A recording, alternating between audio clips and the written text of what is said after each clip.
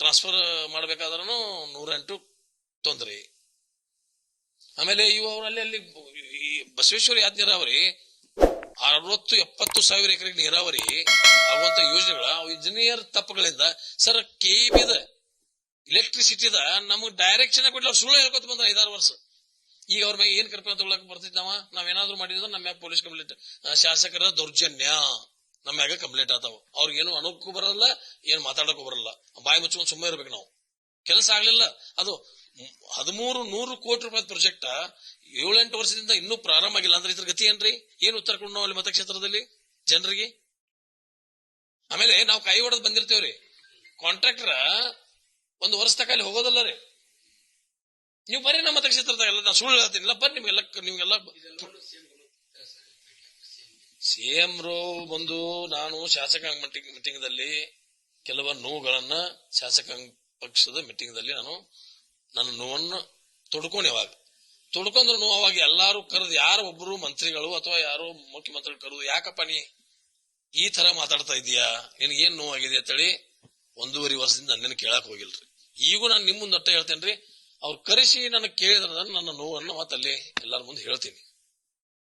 ಇದಕ್ಕಿಂತ ಹೆಚ್ಚಿಂದ ಏನ್ ನೋಡ್ರಿ, ಸಾಕಷ್ಟು ಸಣ್ಣ ಸಣ್ಣ ವಿಷಯಗಳು ಕೆಲಸ ಆಗ್ತಿಲ್ಲ. ಹಳ್ಳಿಗೂಟ್ ನಾವೆಲ್ಲ, ನಾನು ಸೀನಿಯರ್ ಇದೀವಿ, 30 ವರ್ಷದಿಂದ ಅಸೆಂಬ್ಲಿಲಿ ಕೂತಿದ್ವಿ. ಒಂದು ಅವ್ರ ರಾಜೇಂದ್ರ ಕಟಾರಿಯ ನನಗೆ ಅಪಮಾನ ಮಾಡಿದ್ರು, ರೆವಿನ್ಯೂ ಸೆಕ್ರೆಟರಿ.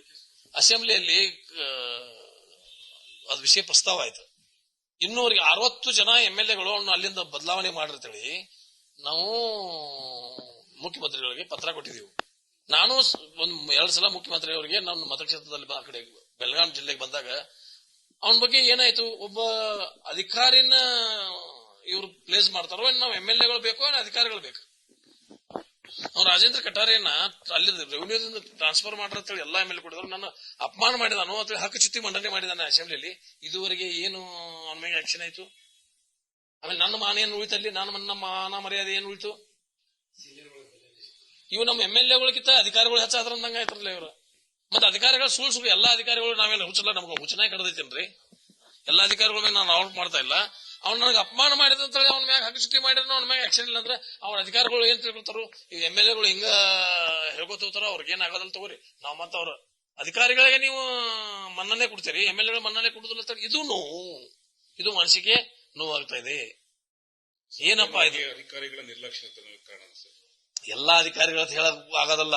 ಕೆಲವು ಅಧಿಕಾರಿಗಳು ಒಂದ್ ನಮೂನಿ ಮಾಡ್ತಾರು. ಅಡ್ಮಿಷನ್ ಯಾಕೆ ಇದನ್ನ ಹೇಳ್ತಾ ಇದ್ದೀನಿ ಅಂದ್ರೆ, ನಮ್ಮ ನಿಯಂತ್ರಣ ಇಲ್ಲ. ಅವ್ರ ಮೇಲೆ ಒಂದು ಫೈಲ್, ಒಂದು ಆದೇಶ ಮಾಡ್ರಿ, ಒಂದು ಫೈಲ್ 4 ದಿವಸದಲ್ಲಿ ಕ್ಲಿಯರ್ ಆಗಬೇಕು. ಎಸ್ ಆರ್ ನೋ ಒಂದು ಆದೇಶ ಆಗ್ಲಿ. ಒಂದು ಫೈಲ್ ನಿಮ್ ಹತ್ತಿರ ಬಂದ ಬಳಿಕ ಅದು ಇಮಿಡಿಯೇಟ್ ಏನಾದ್ರು ಕೊಡ್ಬೇಕು. ಈ ಒಂದು 8th 9th ಪರ್ಮಿಷನ್ ಕೊಡ್ಲಾಕ 2 ವರ್ಷ ಬೇಕೇನ್ರಿ? ಒಂದು ಸ್ಕೂಲ್ದಾಗ ಫೈರ್ ಫೈಟರ್ ಕಂಪಲ್ಸರಿ ಅಳವಡಿಸಬೇಕು ಪ್ರೈವೇಟ್ ಸ್ಕೂಲ್ದಾಗ ರೀ ಸಾಹೇಬ್ರ. ಇವತ್ತರಾಗಿಲ್ಲ, ನಮ್ಮ ಸರ್ಕಾರಿ ಸ್ಕೂಲ್ದಲ್ಲಿ ಇಲ್ಲ. ಪ್ರೈವೇಟ್ ದವ್ರು ಯಾರೇ ಸ್ಕೂಲ್ ತೆಗಿತಾರಲ್ಲ ಅವ್ರು ಪರ್ಮಿಷನ್ ಕೊಡ್ಬೇಕಾದ್ರೆ ಕಂಪಲ್ಸರಿ ಅಲ್ಲಿ ಬೆಂಕಿ ಅನಾಹುತ ಆಗ್ಬಾರ್ದು ಎಲ್ಲ ಅವರೆಲ್ಲ ಪೈಪ್ಲೈನ್ ಮಾಡಬೇಕು, ಅಲ್ಲಿ ಫೈರ್ ಫೈಟರ್ ಮಾಡಬೇಕು. ಅದನ್ನ ಮಾಡ್ಲಾಕ ಅವ್ರು ಮಾಡ್ಕೊಂಡ್ ಬಂದ್ರು 1 ವರ್ಷ 2 ವರ್ಷ ನಮ್ಮ ಸ್ಕೂಲ್ಗಳಿಗೆ ಪರ್ಮಿಷನ್ ಕೊಟ್ಟಿಲ್ಲ. ಯಾಕ?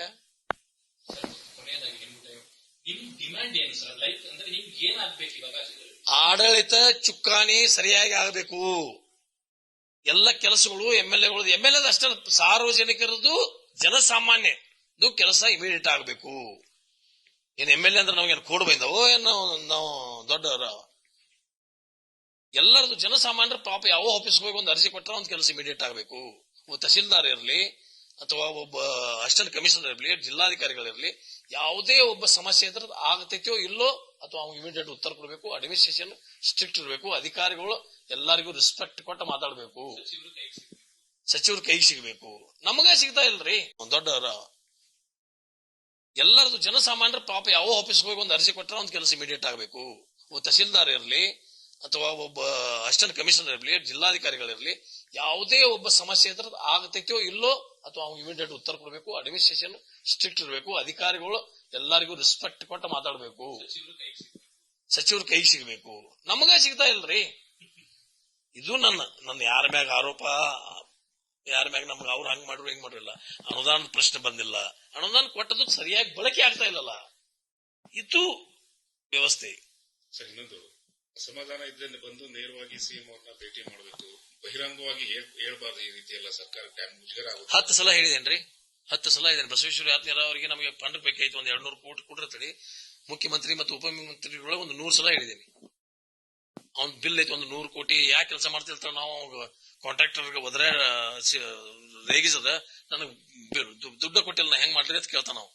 ಬಸವೇಶ್ವರ ಯಾತ್ನೀರ ಅವ್ರ ಬಗ್ಗೆ ಹೇಳಿದೀನಿ, ಅಡ್ಮಿನಿಸ್ಟ್ರೇಷನ್ ಬಗ್ಗೆ ಹೇಳಿದೀನಿ, ಸರ್ ಹಿಂಗಾಗ್ತೈತಿ ಅಂತ ಹೇಳಿದೀನಿ. ಈ ಮಂತ್ರಿಗಳು ನಮಗ ರೆಸ್ಪೆಕ್ಟ್ ಕೊಡುದಿಲ್ಲ ಅಂತ ಹೇಳಿದೀನಿ. ಇವ್ರು ನಮಸ್ಕಾರ ಮಾಡ್ರಿ, ನಮಸ್ಕಾರ ಮಾಡುದಿಲ್ರಿ ಮಂತ್ರಿಗಳ. ನಾವು ಒಂದ್ ಕಾಗದ ಪಟ್ಟು ಕೊಟ್ಟು ಅಂದ್ರ ಅವ ಯಾವ ಕೂಡ ಮಾತಲ್ಲ, ಏನಪ್ಪಾ ಏನಂದ್ರೆ ಆ ಪತ್ರ ತಗೊಂಡ್ ಹಂಗ ಹೋಗ್ಬಿಡ್ತಾರು. ಏನಿದು ನಮ್ಮನ್ನ ಒಂದ್ ಪತ್ರ ಕೊಟ್ಟ ಅದನ್ನ ನೋಡಿ ತಡಿಬಾ ರಾಜು ಇದು ಆಗೋದಲ್ಲ, ನೀ ತಲೆ ಕರ್ಸ್ಕೊಬೇಡ, ಹೋಗತ್ತ ಹೇಳ್ಬೇಕಲ್ಲ. ಅದ್ ನೋಡ್ಕೋತ ಯಾರು ಕೂಡ ಮಾತಾಡ್ಕೋತ ಹೋಗ್ಬಿಡುದು. ಅದ್ ಏನ್ ಆತರದ ಪತ್ರ ಕೊಟ್ಟದ್ದು ನೋಡ್ಕೋತ ಮಂತ್ರಿಗಳು ಹೋಗ್ಬಿಡ್ತಾರ. ಇಲ್ಲಿ ಅವ್ರ ಹಿಂಗ್ ಓದಿರ್ತಾರ ಏನ್ರಿ, ನಾವ್ ಅವ್ರ ಬೆನ್ನತ್ತು ಸರ್ ಸರ್ ಸರ್ ಇದು ನಾವು ಸರ್ ಅಂದಾಗ ಯಾರ್ರಿ ಅವ ಸಾಯಿಟ್ ಮಾತಾಡವ ಚಪರಾಶಿ ಅಲ್ಲ, MLA ನಿತ್ತ ಓ ಪಾಪ ಏನ ಒಳ್ಳೆ ಚೆನ್ನಾಗಿದಿ ಮಾತಾಡ್ಸಿ ಅಂತಾಪ ಇಲ್ಲಿ ಏನಿತ್ತಿಂದ. ನಾವು ಊರಲ್ಲಿ ಒಬ್ಬ ಭಿಕ್ಷುಕ್ ಬಂದ್ರು ಅವ್ನು ರೆಸ್ಪೆಕ್ಟ್ ಕೊಟ್ಟ ಮಾತಾಡ, ಯಾಕ ಅವ್ನು ಭಿಕ್ಷುಕ್ ಮನುಷ್ಯ ಅಲ್ಲ, ಅವನು ಮಾತಾಡ್ಸ್ತೀನಿ. ನಾನು 40 ವರ್ಷ ನಾನು ಪಂಚಾಯತಿ ಸದಸ್ಯನಾಗಿ, ಜಿಲ್ಲಾ ಪಂಚಾಯತಿ ಸದಸ್ಯನಾಗಿ 8 ಚುನಾವಣೆ ಮಾಡಿದೀನಿ, 5 ಸಲ ಗೆದ್ದಿದ್ದೀನಿ, 3 ಸಲ ಸೋತಿದ್ದೀನಿ. ನಮ್ಮ ತಂದೆಯವರು ರಾಜಕಾರಣದಾಗಿಲ್ಲಿದ್ರು, ನಾವೆಲ್ಲ ರಾಜಕೀಯ ನಮ್ಗೇನ್ ಕಲಿಬೇಕಾಗಿಲ್ಲ, ಯಾರಿಂದ ಮಾಡ್ಬೇಕನ್ನೋದು. ನಮ್ಮ ತಂದೆಯವರು ದೇವೇಗೌಡರು ಅತಿ ಸಮೀಪದ ಗೆಳೆಯರು. ಹೆಗಡೆ ಅವರು ಕೂಡ ನಾವು ಕೆಲಸ ಮಾಡಿದ್ವಿ, ಹೆಗಡೆ ಅವರು ನಮ್ಮ ತಂದೆಯವರು ಗೆಳೆಯರು.